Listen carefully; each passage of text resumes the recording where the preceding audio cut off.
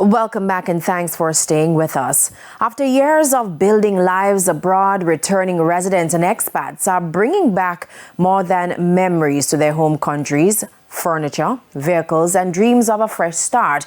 But many find their homecoming joy dimmed by a tangle of outdated shipping and logistics systems, sparking a vibrant call for reform. As Sandy Williams reports, it's one of the burning concerns highlighted at the Throp X Investment Conference in Negril.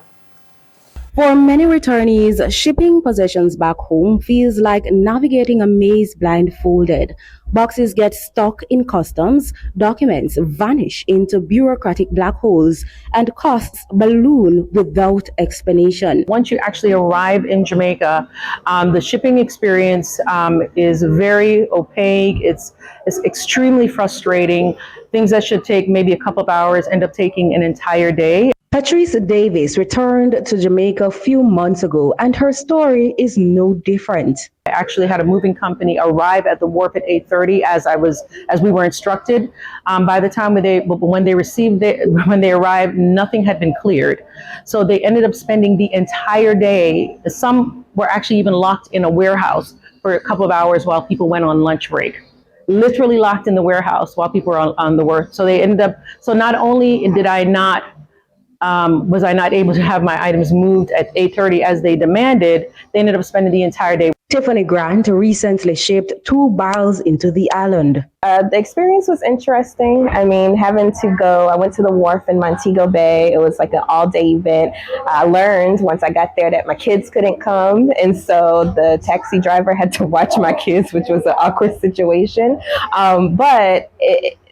I've learned being in Jamaica that things do take time. And so if there's anything that you need to do, whether it's opening a bank account, going to the wharf, whatever, just account for a whole day. Lengthy delays aside, inconsistent regulations lead to confusion. Sometimes you think that you're a returning resident, you go to the appropriate website, you fill out the returning resident form, you engage with that person, but then you realize, okay, well, after you've engaged with that person, there's several other departments that you actually have to engage with, but you don't realize that. Even that entire J-Swift process was, challenging to figure out, but thankfully that tool does exist. It's there to actually collect the information, but it still doesn't add the clarity that you need to understand what's the next step in the process. Behind the logistical headaches are real financial tolls as surprise fees eat into savings. For Ms. Davis, the opaque process could be a hindrance to members of the diaspora seeking to invest in Jamaica. Presently, the Jamaica Customs Agency has an information portal on its website designated for returning residents. But for Ms. Davis, that is just not enough. You're dealing with so many different departments, and there's so many steps in the process that I recommend they have an entire page devoted to, starting with sequentially what you should do. You need to fill out these forms, and after you fill out these forms, you should expect to get this clearance. Once you get this clearance, make sure you present it at the airport. Once you present it at the airport, the next step is to find a broker. Once you find a broker, the next step is to make sure that your broker provides you with these documents so that you know what the estimated cost is going to be. They definitely need to be improved all around the board, whether it's a public company or a private company. And I feel like that would be helpful for expats.